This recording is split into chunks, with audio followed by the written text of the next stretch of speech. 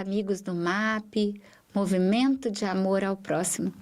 Aqui estamos nós, mais uma vez, para refletir sobre a família como essa empresa abençoada e divina. Bem, a gente vem falando desta programação reencarnatória, né? Que inicia-se no mundo espiritual, onde nós temos a nossa liberdade, o nosso livre-arbítrio de fazer escolhas. Mas no nosso encontro passado, nós falávamos que Martins Peralva, lá no livro Estudando a Mediunidade, ele fala que há uma classificação aí de 5 tipos de casamento, os quais nós falamos da vez passada, que são os casamentos sacrificiais, os afins, os transcendentais, os provacionais e os acidentais. E hoje, então, nós vamos falar de um tipo de casamento provacional. O exemplo que ele também coloca, que Martins Peralva coloca lá no capítulo 14 do livro Estudando Mediunidade. E o exemplo que ele vai dar, ele fala de 3 almas muito comprometidas com a lei divina. Nós vamos entender por que eles estão comprometidos com a lei divina. E eles, então, combinaram, né? Programaram no mundo espiritual e eles renascem e estão ali agora reunidos em família e será uma redentora provação. Então, uma provação porque se conseguirem vencer os exercícios de tolerância, renúncia, respeito, de amor, ali se tornarão vencedores. Mas esses 3 corações que estão ali entrelaçados, eles têm comprometimentos, têm vínculos sombrios e que pediam agora o que nós estamos falando: compreensão, benevolência e esse desenvolvimento do amor.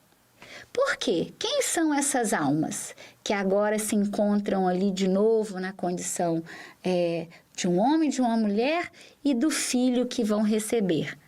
A moça era devedora direta porque ela tinha sido, ela envenenara o próprio companheiro em outra vida. E o atual esposo dessa moça, ele tinha sido o devedor indireto porque ele tinha sido quem? Ele tinha sido aquele amante do passado que falou, que inspirou a moça: você dá lá um veneno para ele vai morrer, a gente vai ficar com a fortuna dele, vamos ficar juntos, né? E aquele que desencarnou estava ainda em desajuste, por quê? Porque ele tinha todas aquelas emoções de quem havia sido assassinado. Então, ainda limitado da capacidade dele de compreender o quanto o perdão lhe seria um benefício. Aí você fala assim: como perdoar quem me matou, quem me traiu?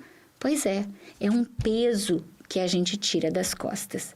Mas quando nós estamos envolvidos do peso, que a gente fala: você que me prejudicou, você que me dificultou, é como se a gente estivesse abraçado e aí você quer jogar a culpa do outro e fica no outro e fica cada vez mais pesado. E os Espíritos nos ensinam que quando a gente se liberta desse peso com o perdão, quem se sente bem, quem se sente beneficiado, somos nós. Então, ele ainda estava com dificuldade de perdoar. Então, nesse drama, o cúmplice de ontem, né, vai receber agora a moça na condição de esposa. Então, ela, que tinha sido a noiva do passado, está agora como esposa. E ele teria que converter essa criminosa, essa companheira que no passado tinha sido criminosa e precisava, com o marido dela, ajustar-se. Ambos iam, ele iria ajudá-la a reajustar-se, curando essa desarmonia. Então, antes ele tinha sido noivo, agora ele já era o esposo, né? E intimamente, então, se num primeiro momento ele é tomado de um véu, como dizem os espíritos, que permitem a ligação, né? Então, eles se unem ali num casamento de almas, e agora ele precisa de trabalhar esse sentimento. Ele não sabe o que aconteceu, mas tem um sentimento interno ali ao qual ele vai precisar trabalhar pelo amor, né? Então, a gente vê aqui aquela lei divina, que é a lei de causa e efeito, e que a gente ignora isso ainda. Por isso que dentro da família, especialmente, como nós estamos falando, né, nós acreditamos que as coisas estão erradas e que o outro me ofende, que o outro me prejudica, que o problema está no outro, e esquece que não é à toa, na grande maioria das vezes, nessas relações provacionais, que estamos vivendo um processo de causa e efeito. Aquilo que eu causei, agora eu preciso de reajustar, de me redimir. E o Espiritismo nos ensina isso, que a maioria dos lares terrestres, eles são constituídos desses casamentos provacionais. Então, os antigos desafetos, eles vêm se encontrar, vêm se reunir, para quê? Para dissipar, né? Para vencer os antigos rancores. Muito bem. Então, o assistente Áuleos, que está contando sobre esse reencontro provacional dessas almas, ele está dizendo que havia ali uma mediunidade torturada. Por quê? O companheiro da atualidade, provavelmente, ele não se sente feliz naquela relação. Ele tem sentimentos anteriores que é daquela mulher que deixou ele para trás. E mais ainda, né? Ela que seria companheira, por ter sido doente, acabou fazendo com que ele sofresse. Então, é uma coisa muito dolorosa que aconteceria naquela família. Então, por que a espiritualidade superior nos convida sempre a acender no lar? O quê? O Evangelho do lar. Porque quando nós nos reunimos em família, diante dos dramas que nos reúnem, e trazemos a espiritualidade para dentro da nossa casa, esses sentimentos, eles são amenizados, porque nós somos fortalecidos da certeza de que somos espíritos, nós somos fortalecidos daquele sentimento que nos apossou a alma quando a gente disse sim para aquela programação reencarnatória. Então, o convite dos espíritos é o seguinte: acende a claridade do Evangelho no lar e ama a tua família problema, exercitando humildade e resignação. Então, lá no livro SOS Família, né, que é da Joana de Ângeles e diversos espíritos, e que Miguel de Jesus Sardano já falava dos exercícios que nós somos convidados a viver em família, mais uma vez aqui está dizendo: exercitar humildade e resignação. A humildade porque nós acreditamos que só o outro é que fez mal. E esquecemos que ali estamos para dissipar rancores. E resignar-se por quê? Sim, nós não vamos aceitar as coisas de cabeça baixa. Nós vamos lutar para que as relações difíceis sejam diferentes. Mas qual é o convite para isso? Se um grita, eu tomo água da paz. É uma história do Chico, que disse que a água da paz é aquela que, quando o outro está em momento animalizado e que grita, esbraveja, eu tomo água da paz e não posso bebê-la. Porque é o momento que eu vou me exercitar na prece. Eu vou estar com a água na boca, não posso cuspi-la, né? E estou em oração, pedindo muitas vezes, mais que pelo outro, a gente ainda está pedindo pela gente, que a gente tenha paciência, que a gente tenha tranquilidade. E aí a gente vai falar, é um momento de desequilíbrio do outro. Eu não posso deixar que esse desequilíbrio que é do outro, e eu tome esse desequilíbrio para mim também. Deixa eu contar um caso. Lá em Juiz de Fora, teve uma época que eu tive uma companheira, uma ajudante, né? Me ajudava lá nas tarefas de casa. Os filhos eram pequenos e tal, e eu precisei de ter uma parceira lá nos trabalhos da casa. E ela contava que no domingo ela adorava passear com o companheiro, não tinha filhos ainda não. Ela gostava de passear com o companheiro, fazer uma coisa diferente com o companheiro, né?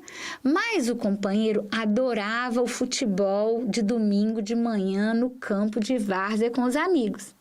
Aí dizia ela que ele chegava com a roupa toda suja, porque jogava em campo de poeira, né? Ou de lama, então chegava todo sujo, com meião, com a chuteira, short, camisa, e colocava lá no cantinho da área. E ela falava assim, ele tá esperando que eu vá lavar isso tudo, eu não vou.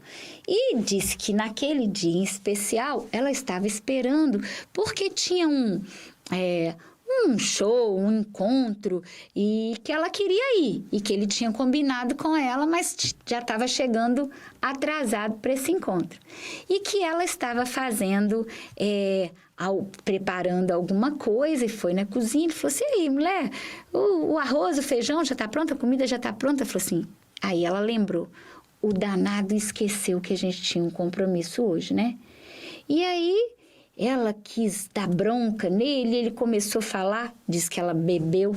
A gente tinha conversado sobre essa água da paz, da dificuldade. Eu mostrei a passagem que o Chico falava sobre isso. Ela falou, Dona Cláudia, eu coloquei um copo de água na boca, fiquei quieto. Quando ele falou para mim assim, mas aí, mulher, não tá pronto ainda não? Que eu, então, joguei o copo de água todo em cima dele, né? Que eu acabei cuspindo a água toda nele. E que ele levou um susto, né? E ficou quieto. E aí que quando ele tomou o banho de água, que ele lembrou que tinha o compromisso com ela. Aí ela estava me dizendo, Dona Cláudia, a água da paz funciona mesmo. Não funcionou com eu calada, mas quando ele levou um banho, rapidinho ele lembrou do que tinha para fazer. Então, essa é uma brincadeira que eu me lembro, que a gente riu muito, né? Dela falando do outro propósito da água da paz. Mas é isso. As relações familiares, que nesse caso havia sido com o companheiro, que acontece com qualquer alma no espaço familiar, exigem de nós esse exercício de humildade e de resignação. Ou seja, o problema vem, né? Falam do bambu e ele se dobra, dobra, passa então a ventania e ele volta ao lugar. Aí, aos olhos do mundo, pode parecer que a gente é bobo, mas não é essa a questão. A questão é que a gente não permite que o desajuste e o desequilíbrio do outro nos atinja. Nós estamos transformando os nossos sentimentos para não ficarmos envolvidos do peso da discórdia, da diferença, da raiva, Quando passa a confusão e a gente retoma o prumo, a gente chama o outro para conversar. E se o outro não aceita? Não é problema do outro. A nossa parte nós fizemos. Nós não entramos no mesmo desequilíbrio, né? E nós colocamos para o outro aquilo que a gente pensava. Porque também é comum a gente guardar os nossos rancores e não contar para o outro a dificuldade que a gente tem. E aí é uma maldade. Porque como é que o outro, seja o companheiro, companheira, o filho, a mãe, o pai, pode saber o que está acontecendo se eu não conto? A maneira de contar, a maneira de expor os meus sentimentos é que precisa de estar envolvida da educação, da tranquilidade, da humildade, da resignação. E aí, continua aqui, né? Nós estamos trazendo a Joana de Ângeles falando para a gente, lá do livro Dimensões da Verdade, que ela está nos convocando a acender a claridade do Evangelho no lar, e diz ainda, preserva a paciência, elaborando o curso de amor nos exercícios diários do silêncio. Olha a água do Paz. Entre os panos da piedade para os que te compartem o ninho doméstico. E quando a gente fala em silêncio aqui, não é o silêncio de não falar nada. É o silêncio do momento adequado para a conversa. É o silêncio da nossa ira, da nossa cólera, do nosso destempero. Por isso, guardar o silêncio e o que ela diz, a paciência. Paciência por quê? Vai ter um momento certo de conversar. E aí eu falo aqui de novo. Eu sou casada, né? Casada no propósito da ideia, na construção ali dos filhos, há 31 anos. E digo de coração que é um dos exercícios muito difíceis manter o silêncio. É aquilo que eu já falava lá para minha parceira de trabalho em casa há 20 anos atrás, e há 20 anos atrás mesmo, coisa de uns 18 anos atrás. É algo que eu estou em trabalho até hoje, de não permitir que o destempero do outro, seja o marido, sejam os filhos adolescentes, me desajustem. Mas é um exercício. Tem hora que a gente consegue, aí dá uma felicidade conseguir. Mas tem hora que a gente não consegue e dá uma tristeza muito grande. Então, continua Joana de Ângeles no falar que nós não renascemos ali, naquele lar, por circunstância anacrônica ou casual. Não está fora de tempo, não foi uma casualidade.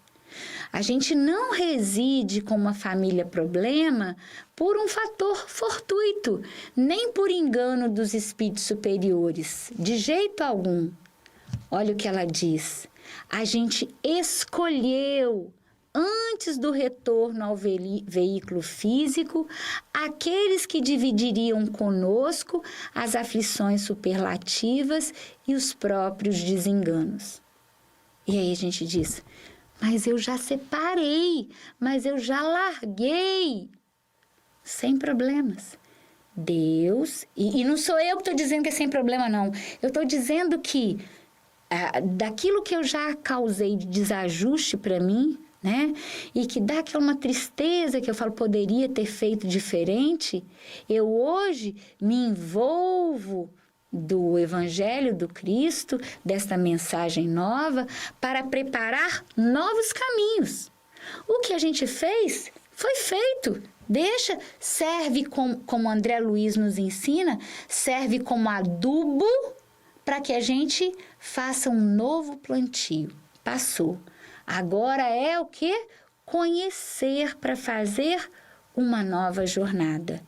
E aqui, mais um pouquinho, ela vai dizer: solicitaste a bênção da presença dos que te cercam em casa, para viver, né, com segurança, para a gente preparar com segurança nos cimos para os altos para onde a gente quer ir. Sem essas almas com as quais nós nos reunimos para estarmos juntas, faltariam base para os nossos pés jornadeiros, quer dizer, para aquelas outras encarnações que a gente vem vivendo aí. Sem a exigência deles, não serás digno de compartilhar a alegria espiritual com os amorosos guias que nos esperam. Então, essas almas com as quais nós estamos hoje, os parentes severos, nos trajes aí que são chamados de verdugos, aqueles que nós acreditamos nos causam as dificuldades, é ali que a gente vai ter que viver a lição da paciência, e a lição da paciência que a gente precisa viver. Que a gente precisa aprender a amar aqueles que nos são difíceis de antes. Para quê? Para a gente nos candidatar ao amor. Amor de quem? Amor de Deus, que é o amor que a todos ama. Então, ela diz que isso é o antídoto do tratado de paz. E o que nós precisamos? Apaziguar, compreender, desculpar, confiando em horas e dias melhores para o futuro. Então, nós agradecemos esse momento que eu chamo de bendito, onde a gente reflete a família como esse remédio de Deus para alcançarmos condições melhores para o nosso futuro. Que Jesus nos abençoe, hoje e sempre, que assim seja.